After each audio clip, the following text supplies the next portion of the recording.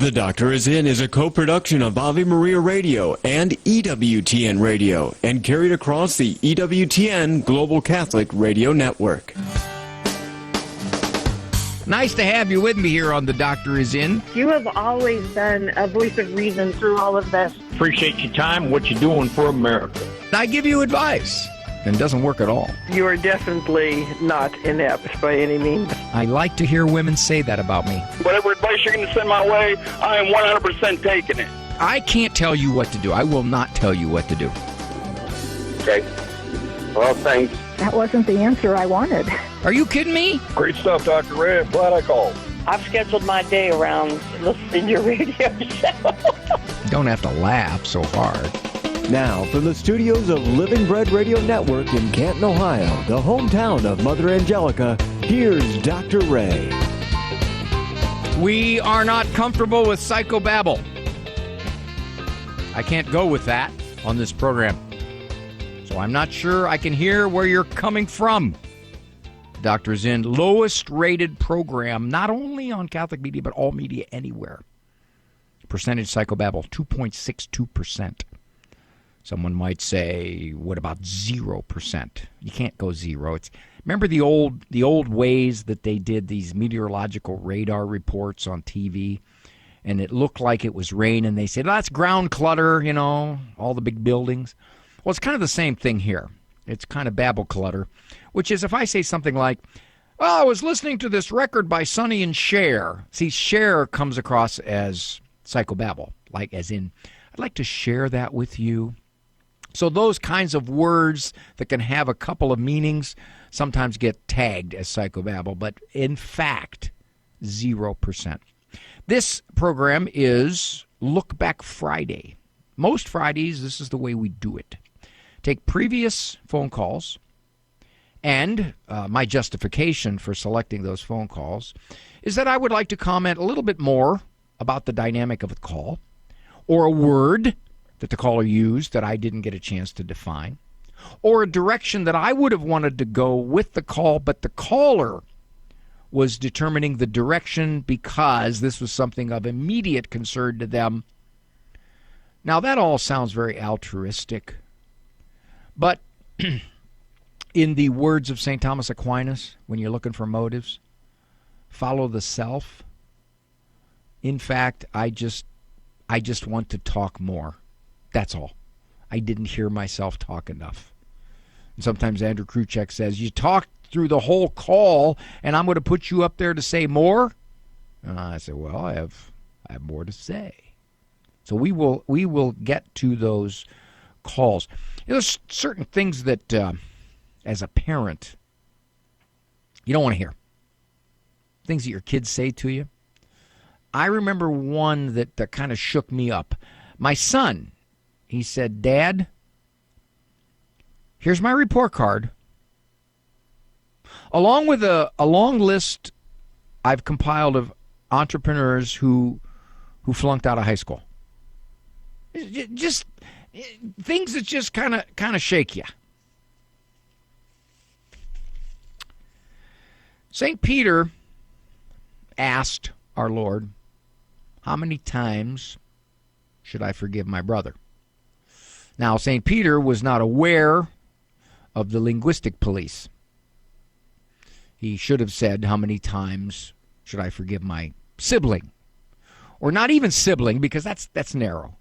How many times should I forgive a person? But apparently, St. Peter was not up on our cutting-edge linguistic sensitivity. So he said, how many times should I forgive my brother? 7? Now, the rabbis at that time, as a group, said 3. 3 strikes and you're out. It's enough. I'm going to forgive you 3 times. Clearly, if you can't correct it in 3 times, you don't mean to correct it, you don't want to correct it, and that's it. Your forgiveness is over. But Peter had been hanging with Jesus. And I would imagine, although I can't know his motive, imagine he wanted to show him, I'm learning, Jesus, because you're teaching us about mercy, and I want you to know that I've absorbed that teaching about mercy, and in fact, 7 times. Now, Jesus said something, of course, that most people who are familiar with New Testament Scripture, not 7, 70 times 7. Now, literally, that's 490. But what he was saying was completely. 7 is the number of completion. 70 adds a little impetus to it. 70 times 7. 7 times 70. Now, that's a lot. I would be content to just go with the literal number, 490. Because once I got the 490 and I'd keep track, then I'd say, good, I don't have to forgive anymore.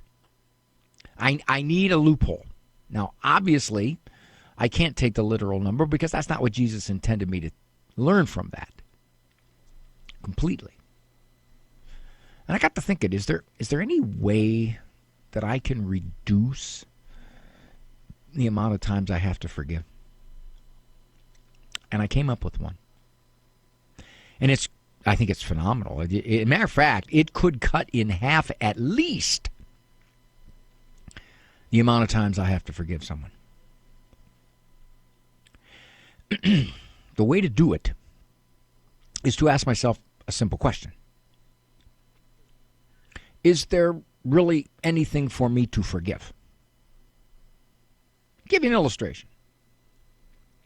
Sometime back when the kids were still at home, my wife was going out for the night, and she told me that her mother was coming over to watch the kids. Now, I'm thinking to myself, wait a minute. I'm home. I can watch the kids. I can do this. I'm not that inept as a dad. What's she really saying here? All right, wait a minute. Before I get upset, before I confront her, I will be magnanimous, and I shall forgive her for her faux pas. So I went up to the bedroom and I said, honey, why you got your mother coming over here? I'm here. And she said, yeah, I know. I was going to put Hannah in charge of you. Hannah at that time was our 10-year-old girl, which Hannah would have reveled in having that kind of authority over her dad. She said, no, I had my mom come over because I knew you were wanting to work on your parenting book, and I wanted to give you some uninterrupted time to do that. Now, here I was, all primed to be kind and forgiving, when in fact there was nothing to forgive. My wife didn't do anything forgive-worthy. Matter of fact, she was being charitable. However, I misinterpreted it.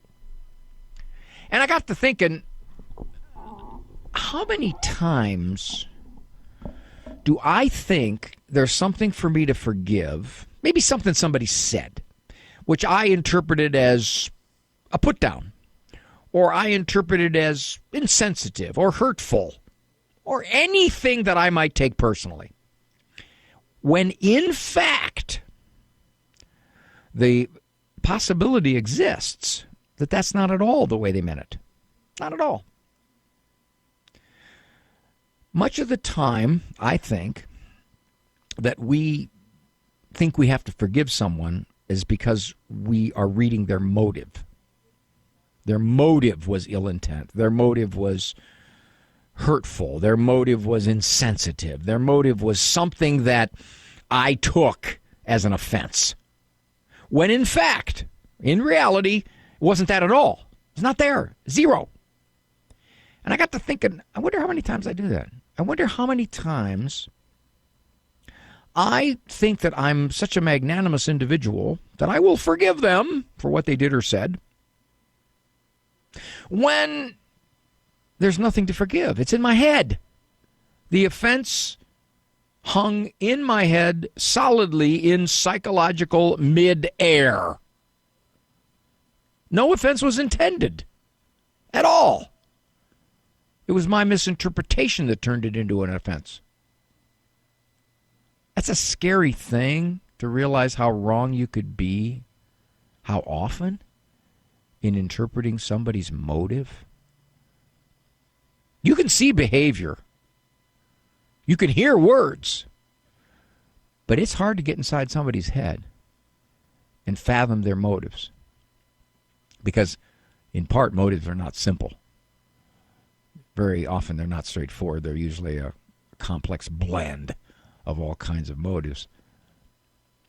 But knowing that we have a propensity, call it our fallen human nature, we have a propensity to take offense. And that propensity inclines us to find offense when there's no offense. And then, if you want to be a good Christian, you say, well, okay, I'll forgive. You know, my mother-in-law says these things all the time, and I have to forgive her all the time. Are you sure that every time she says those things, she means offense? She is not, in fact, making a comment on your motherhood. She's trying to be helpful. Or she's not, in fact, being insensitive to something. Or when she, quote-unquote, says something about your religion, she's not trying to put it down. She's trying to say, I don't understand it. And you say to yourself, I've been forgiving my mother-in-law for the last 7 years. Well, how many times would you say you've had to do that? Oh, I can't count them, but I'll bet it's a couple hundred. Maybe it's not. Maybe it's 52. The point is this. Keep in mind that you could be wrong when you think you need to forgive somebody because they didn't do anything wrong. You interpreted it as them doing something wrong. You interpreted it as they had bad intent or personal intent, when in fact that wasn't there. Maybe they did it out of thoughtlessness. Maybe they did it out of insecurity. Maybe they did it out of obliviousness to how it would sound. But they meant no offense. And I always have to ask myself that a lot. When I'm ready to forgive, you know. Yeah, well, maybe there's nothing to forgive. So that's the way I found getting around that, always forgiving completely. Because sometimes there ain't nothing to forgive. Dr. Ray. Underwritten in part by the following nonprofit. Are you paying high prices with a traditional health insurance company that pays for things that violate your conscience? There's an alternative available. Solidarity HealthShare is a community of faithful individuals and families that never share into immoral medical services, all while saving you money with prices starting as low as $85 per month for singles and $512 for families. Never fund another abortion with your healthcare dollars. Call 844-313-4999 to learn more. The following program is brought to you in part by MyCatholicWill.com. Surveys show that more than half of Americans do not have a will. At MyCatholicWill.com, it takes as little as 15 minutes to write your will and secure a legacy of faith. MyCatholicWill.com is the exclusive online destination for creating a Catholic will. The process of writing a will is simple and now more accessible than ever. MyCatholicWill.com, a legacy of faith for those you love. The wisdom of Mother Angelica. I said to the sisters one day, what do you think you're going to look like in heaven? Oh, some of them had absolutely magnificent ideas. I didn't think of one of them. And so I got desperate because then my turn came. I didn't know what to say. And so in desperation, I said, what do you think I'll wear in heaven? And they all said with one voice, armor. EWTN. Live truth. Live Catholic. The wisdom of Mother Angelica. And we need to pray for all our world leaders and all those who are in such danger. See, in a day and age where people are getting further away from God, you get further away from goodness. Only God is good. You remember what our Lord said one day? Why do you call me good? He said. Only God is good.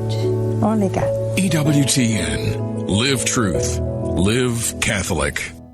When your children consider going to college, where are you going to find a place that will prepare them for the future and build on the foundation that you've laid?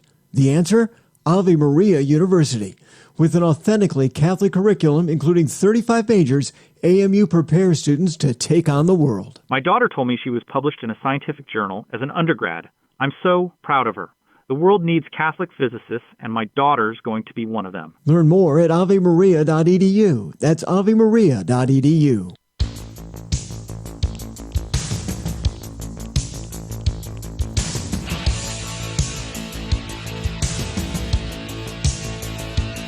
Although I am trained to read minds, able to read them in a single bound across vast distances, over mountain range, across plains. Nice to have you with me. This is The Doctor Is In, and this is Look Back Friday. Jenny from Montana has lost friends due to her faith. Well, that's not all unusual, especially these days as our culture is turning its back more and more on the faith. Did you lose all your friends or just some of them? All of them. All of them? All of them? Well, I'll give you a quick background. In January 1st, 2006, I had been a nurse, and then I had a terrible accident that almost killed me. And I got really depressed, and I started seeing a psychiatrist, a negligent one, who overdrugged me. And I became a great and terrible and fun sinner for about 13 to 15 years because of all the medications I was on. When someone finally told me how overdrugged I was and what I was doing, I got off all the medications, and of course Jenny, my life transformed. Jenny, bring me up to what you told our call screamer, which was you've rejoined the church, and your friends aren't taking that well. No, because I don't go to the bars anymore. I don't drink anymore. I became very devoted to my Catholic faith again. Wait a minute. Are they hostile? Are they hostile, Jenny? Are they hostile to you because you don't live that lifestyle, or are your friendships just fading away because you don't engage in the activities that they still engage in? They all just stopped. I mean, they just stopped. So if you're not gonna party with us, we're not gonna have anything to do with you. Exactly. Have they come right out and said, we really don't like you since you got religion? Actually, my one friend I had since birth said, you don't like to do the things I do anymore, so there's no point in it. Jenny, you got a couple of avenues to take here. The one is your own mind, which is you have to decide who's more important, your friends or Christ. God is. Okay, well then now you got the right mind there. The other avenue is, obviously, you can make new connections with people at church or different groups who think more like you. Can't you? Yes, I have made a couple friends at church, which is nice. But it's hard making new friends. I'm almost 60 now, and I've had these friends all my life, and I kind of don't know how to make new friends. Well, the easiest way is to be present. Social psychologists tell you that the number one factor in making new friends is proximity. That means nearness. We attend the same church. We have joined the same groups. We embark upon the same kinds of activities. I live close to the person. I work with the person. I volunteer with the person. In other words, just simply being around somebody tends to form some kinds of friendships. It does. So you don't really have to be active. Okay, how do I do this here? What formula do I apply to make myself a new friend? No, you don't have to do that. And the other thing, too, Jenny, is if you show interest in other people, if you ask them about themselves, if you're truly, truly seeking the bits and pieces of who they are, their personalities, people are so attracted to that. Very few people do that, Jenny. If you are one who does that, oh, I'll tell you what, You won't have any shortage of people who want to be around you. She said her friends didn't want to have much to do with her anymore because they enjoyed doing things that she didn't want to do. Now, she said she was almost 60.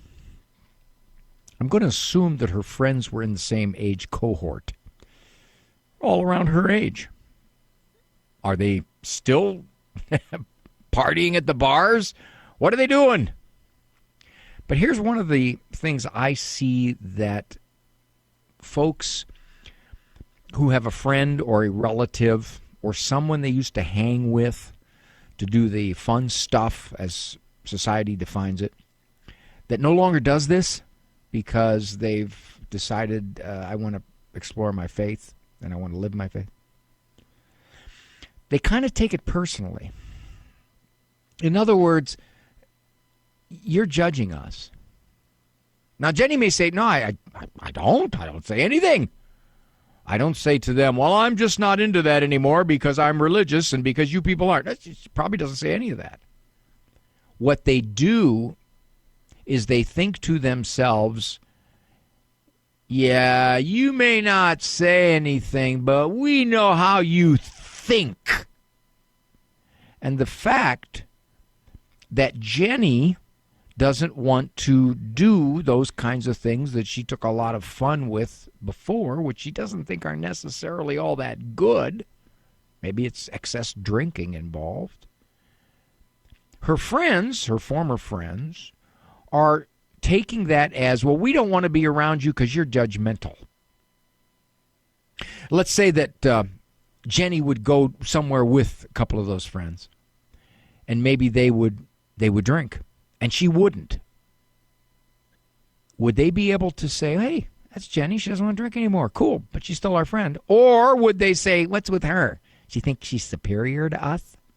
What's she saying, that we're bad? People have a tendency to do that, and that is why so many folks who want to live their faith are accused of being judgmental, even when they don't say a word. We know how you live. We know what you believe. We know what you think. Therefore, you're judging us.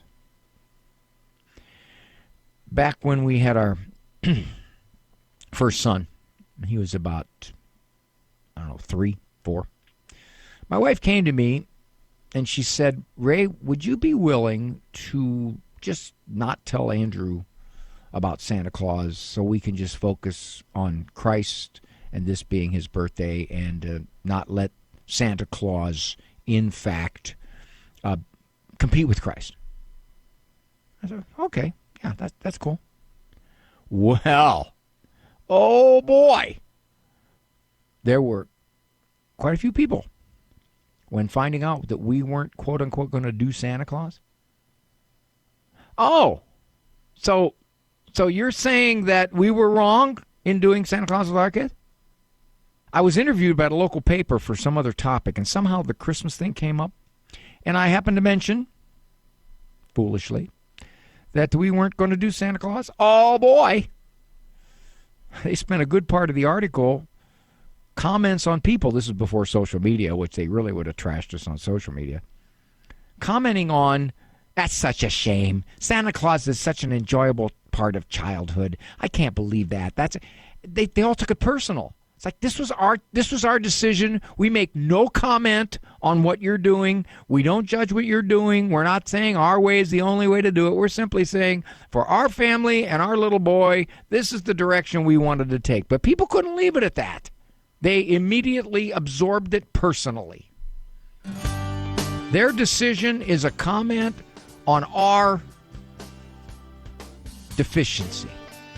And I think that's happened a little bit with Jenny. Her decision to embrace her faith is a comment on her friend's moral deficiency.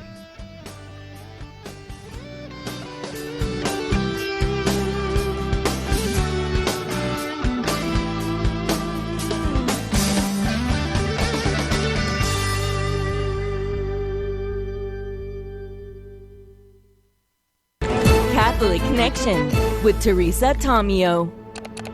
This is one of the reasons why Deacon Dom and I love to travel so much. is because when we look around, you can see beauty anywhere. You can see it in your backyard, for crying out loud. And we should every single day. But it's a very big world out there. And you know how much I love Italy. I have a whole website dedicated to it now. I try to get back there as often as possible for two reasons. Because it encourages me in my faith, because the Catholic Church being there, and because of the beauty. There is something about the different regions and the mountains and the small towns and the villages and the churches. In every single little town has a church. And it could be in the middle of nowhere on the top of a very remote hill. But how did they get this church all the way up here? That in itself is a beautiful thing. Catholic Connections, Teresa Tomeo. Weekdays, 9 a.m. Eastern on EWTN Radio. The Heart of the Interior Life with Elizabeth Jingle. Within the context of St. Ignatius of Loyola's spiritual masterpiece called The Spiritual Exercises, we find what is called the 14 Rules for the Discernment of Spirits. We may consider, where did St. Ignatius' spiritual teaching on discernment originate from? The following is from his autobiography, which highlights the moment his spiritual teaching on discernment is born, when his eyes were opened a little. Yet there was this difference. When he was thinking about the things of the world, he took much delight in them. But afterwards, when he was tired and put them aside, he found that he was dry and discontented.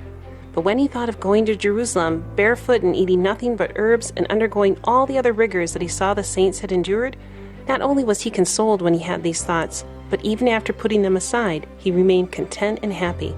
He did not wonder, however, at this, nor did he stop to ponder the difference, until one time his eyes were opened a little. For more information, visit AveMariaRadio.net.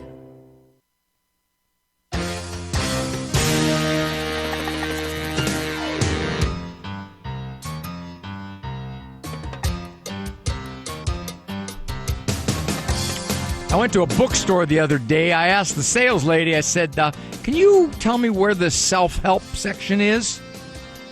And she said, if I tell you, it would defeat the purpose. Yeah, I know. Nice to have you with me here on The Doctor Is In, Monday through Friday, 1 o'clock Eastern Time.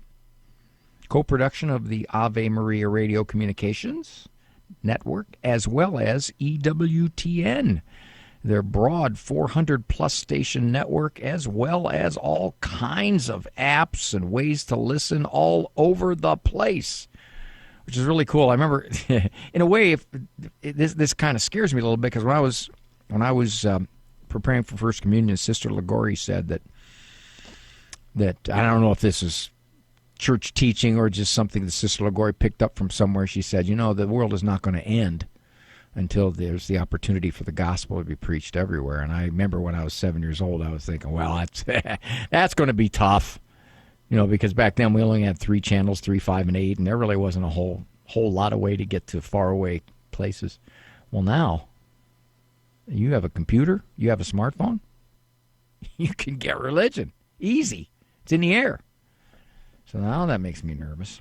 All right, let's go to, speaking of religion, some of these calls are from a few months back.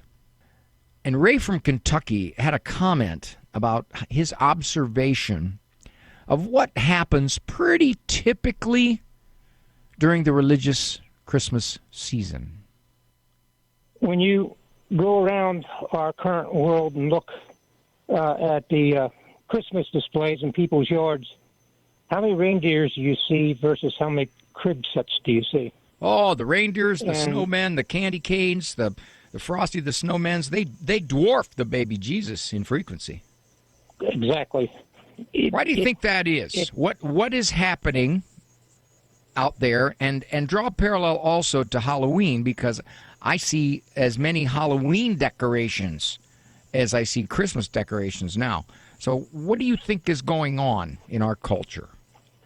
Well, I think it's an intentional de-Christianization, and part of, in fairness to a lot of Christians, they are being led down the path to, of tolerance. We don't want to push our faith on other people. We don't want to be overtly Christian.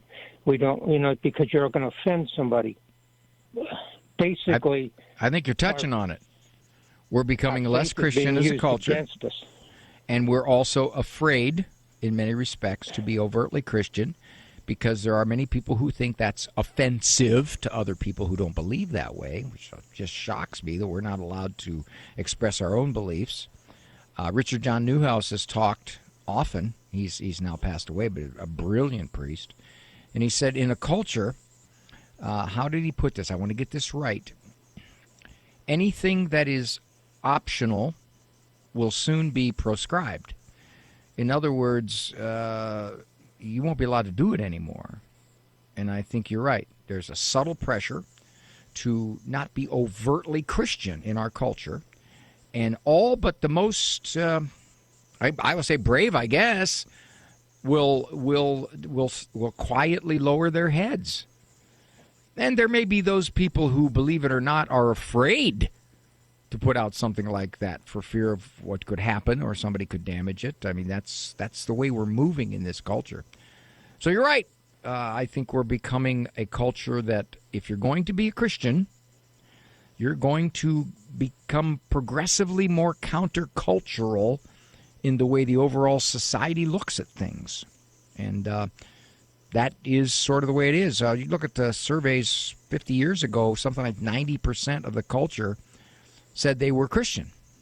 And now what that means, of course, but they took the label Christians. Well, now it's, I don't know, it's down to 70, maybe 60. And of those, they're saying you're Christian, kind of like, well, yeah, I'm Italian ancestry kind of thing.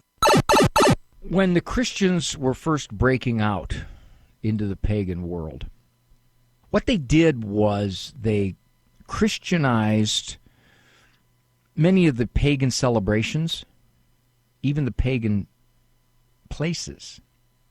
They recognized that some of these things had already been locked into those pagan societies, those societies that had multiple gods, and therefore they piggybacked and infused Christianity into the things that were already part of the culture. A reverse process is now taking place. And that reverse process is that the religious celebrations are being paganized. The transformation of Christmas it's not complete, but it has gone a long way. Small example. I think what year it was, 1940s, the couple of skyscrapers in New York lit up their windows with crosses. Most recently, at Christmas, they lit up their windows with transgender colors. So the culture is taking something that the Christians, like Easter, many people still celebrate Easter, but they celebrate it in a way as kind of a holiday, a get-together with family members to do things, Easter egg hunts, stuff like that. So inch by inch, the culture is secularizing the Christian celebrations, Christian events, Christian gatherings. I thought that was a fascinating observation. I read that, I think, in the periodical First Things, talking about, in the very earliest days of Christianity, the Christians Christianized the pagan celebrations.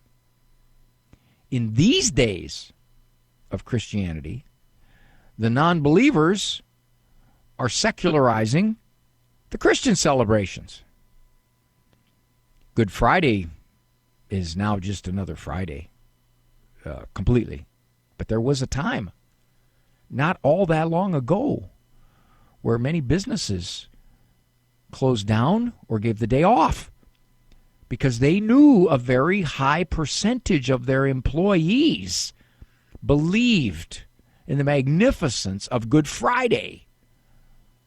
Well, Good Friday now is just the Friday before Easter. Now, it's still celebrated in church settings, among church congregations, but it is no longer part of the regular culture anymore. And I thought that was a fascinating reversal, and it touches into what Ray was talking about which is Rudolph and Frosty and Jingle Bells and all of those things, are now creeping in and pushing out images of the creche or images of Christ or those things that used to so closely mark the celebration, the true meaning of the holiday.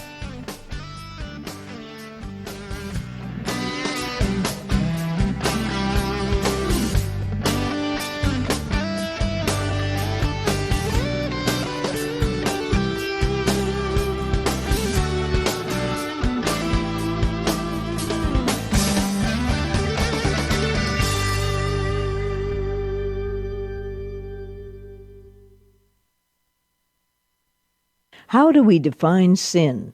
The Catholic Catechism defines it in detail, calling sin an offense against reason, truth, and right conscience, a failure in genuine love for God and neighbor, caused by a perverse attachment to certain goods.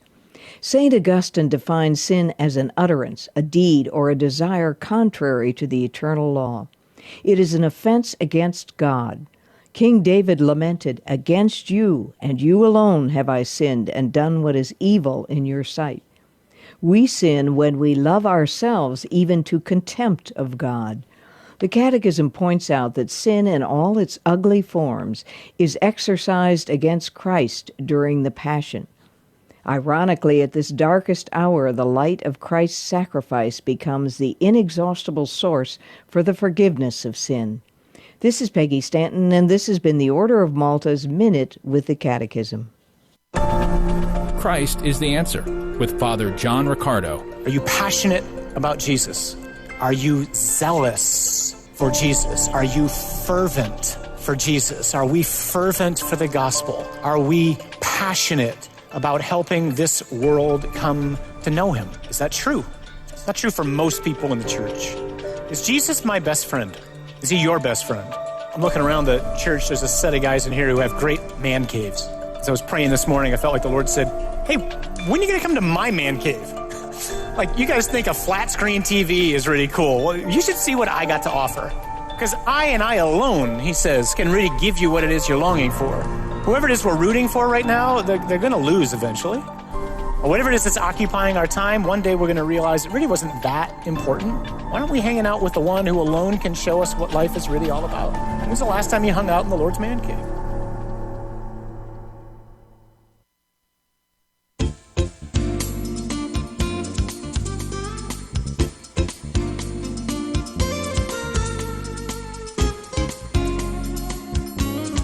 Speaking 200 to 400 words a minute with Gus up to 800. I had the initiation of my newest group, a self-help group. You know, shrinks have to have self-help groups. Mine is for parents who talk too much, reason too much, nag too much, repeat themselves. I call it On and On, Anon. This is Look Back Friday. Let's see what call we've got in the queue here. Let me see the time frame, how I want to do this. Let's go to Laurie. Laurie from Ohio. This is the new social media way to shun someone. He basically said he despised me and, said that he thought it was horrible that I got to go to college and he didn't. Okay. And, things along that line, and how he was, a couple of choice words about my mom and dad, who are both deceased. And I responded briefly and just said, I didn't pick any of that for you. Oh, and he didn't get a lot of attention, he says, because of my medical condition.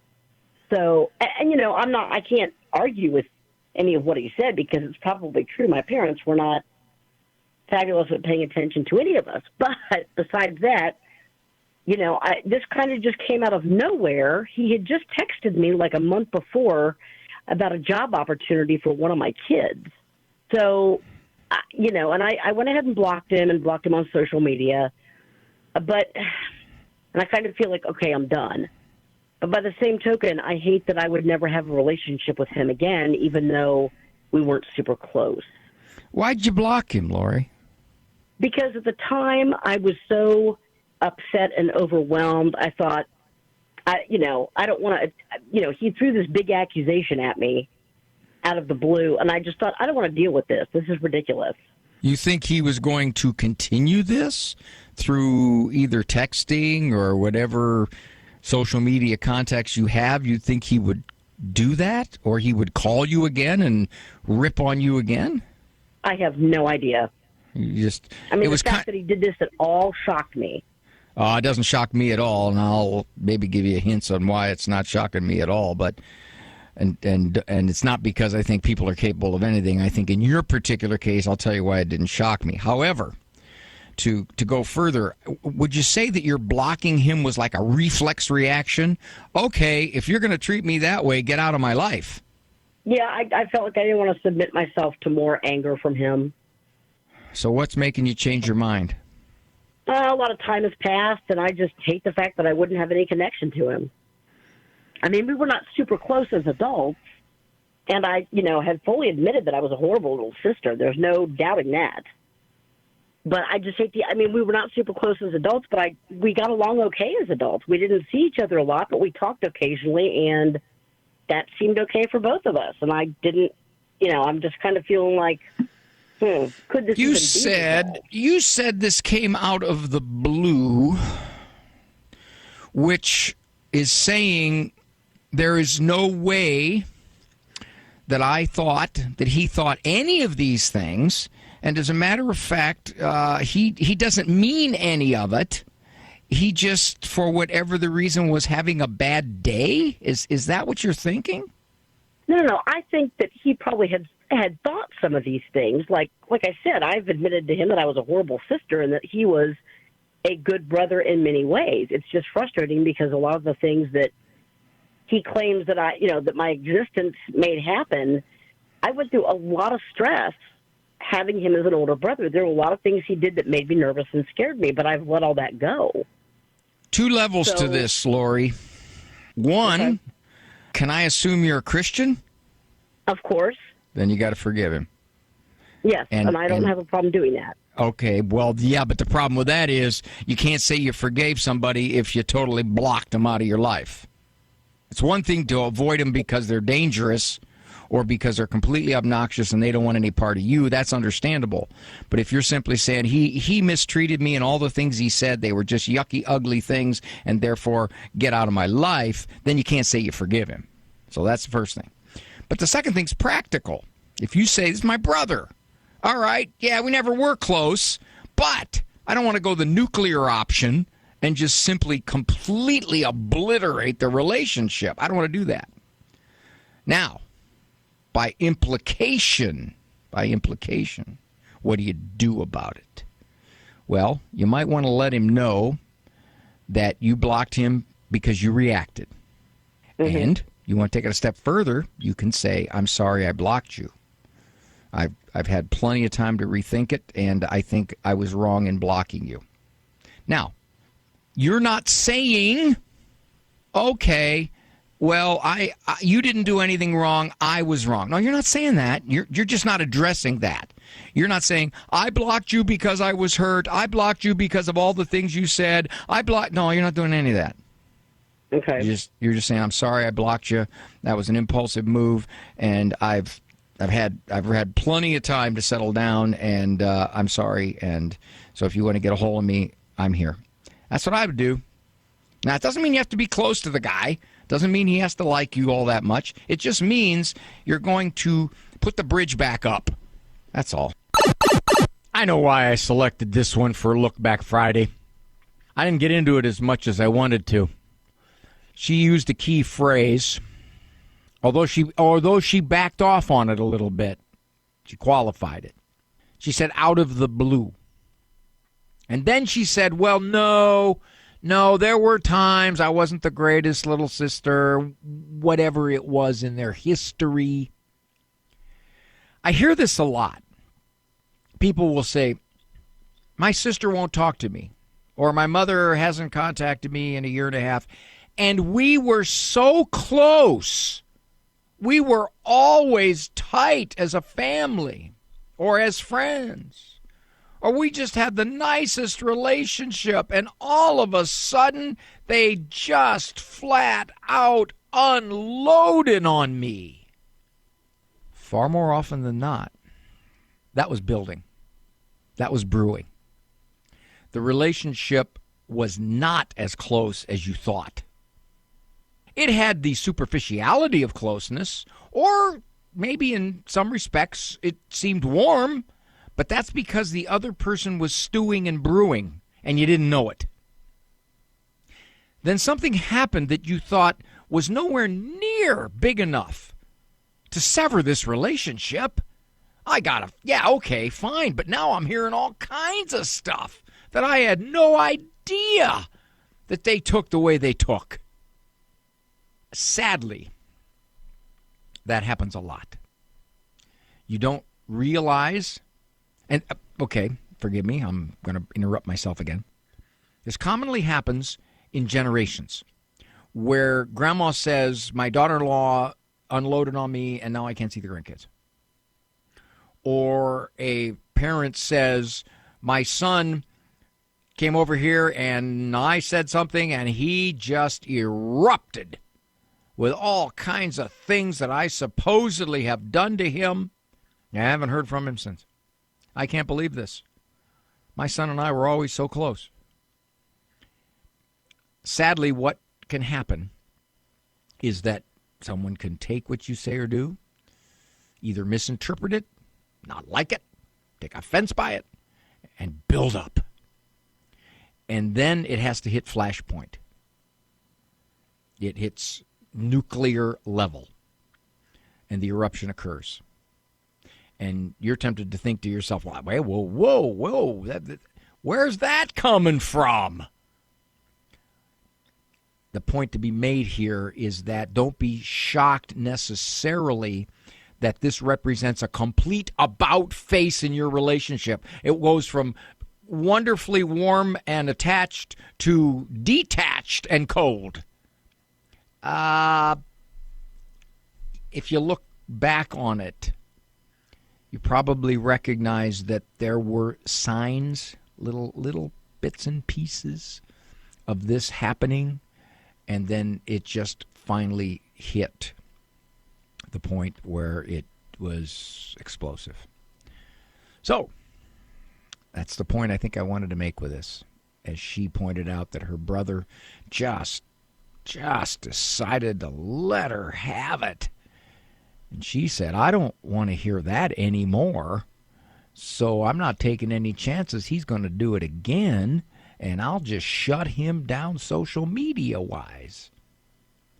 Then, if I recall the details correctly, she said, it's been 5 years. Now, one more point. I should have said this to her, but I didn't have time. He may not at all take her reconciliation. He may say, what, 5 years you write me off? Now you want to reconcile? I don't think so. But at least she can say to herself, I tried. How he responds is out of her control. The only thing in her control is to do what she thinks is the good thing to do. I'm Dr. Ray. What's the deal with Dr. Ray? I mean, is he a psychologist or a comedian?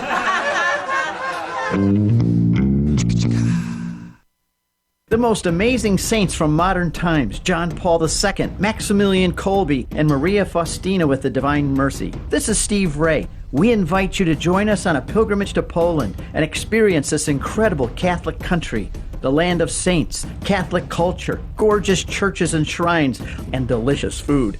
Join us next April as we again visit Poland, one of our favorite pilgrimage destinations. Find the Ave Maria Radio travel tab at AveMariaRadio.net.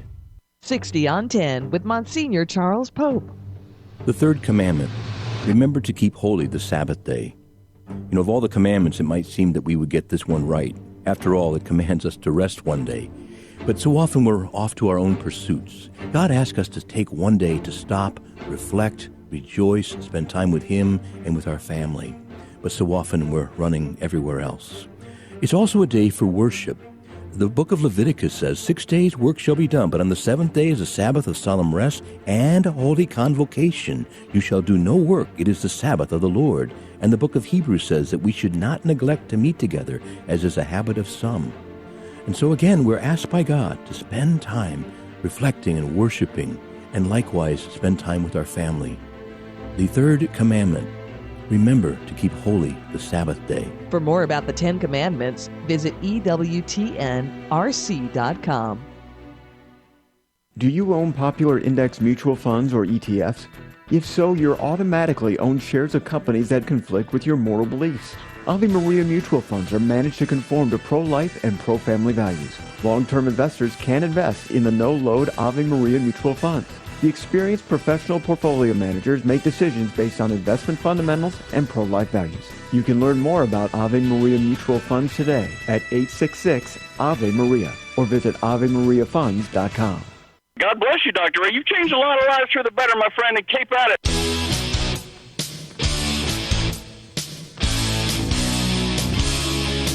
Thank you so much for joining me on The Doctor Is In. It is a great privilege, truly is, to be able to do this program. Truly. I just finished my Diet Coke, which, I don't really want to complain, but sometimes I have to put it, like, toward the computer monitor, so I have to stretch to get it. Yeah, life's tough, but for me, it's all about commitment.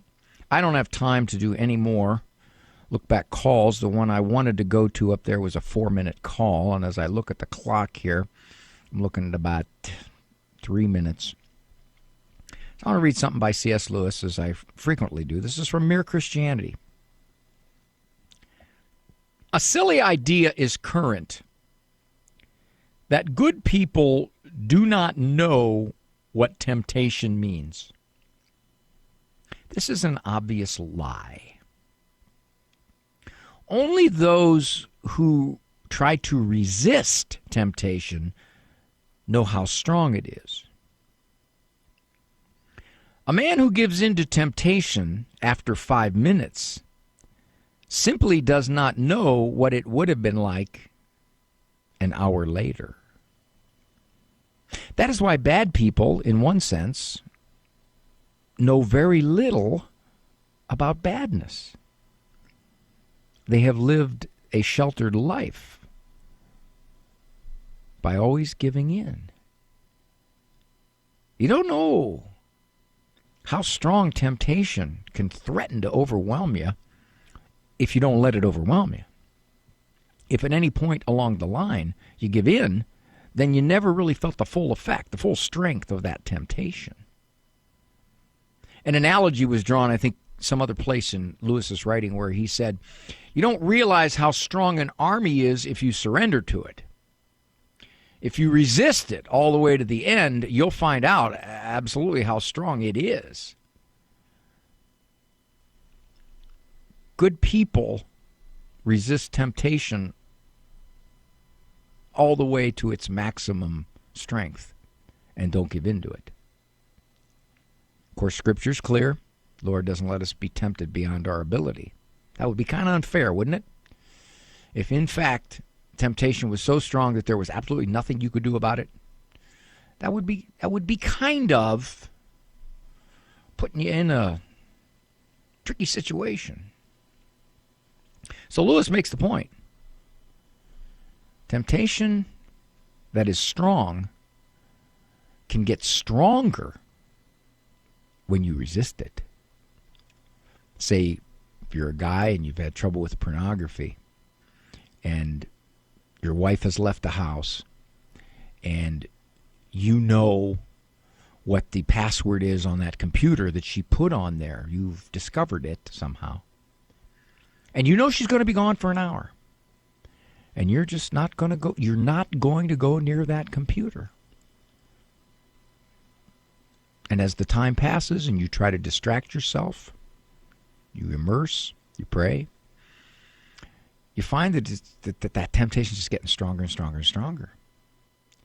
And it probably reaches its peak, at least, when she finally walks in the door, because you resisted it the whole time she was gone. If at any point during that hour she was gone, you went to that computer, you gave in. And you gave in at a point where the temptation was not at its full power. You didn't realize how strong it could be. You said to yourself, no, it got overwhelming, I gave in. No, it didn't get overwhelming because the real overwhelming was yet to come, or the real strength was yet to come. Thanks for joining me here on The Doctor Is In on this Look Back Friday. So very much appreciate your company, good Lord permitting.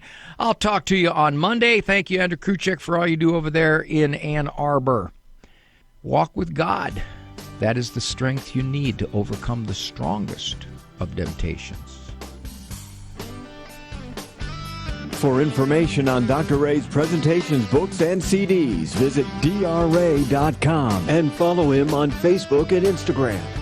The Doctor Is In is a co-production of Ave Maria Radio and EWTN Radio and carried across the EWTN Global Catholic Radio Network.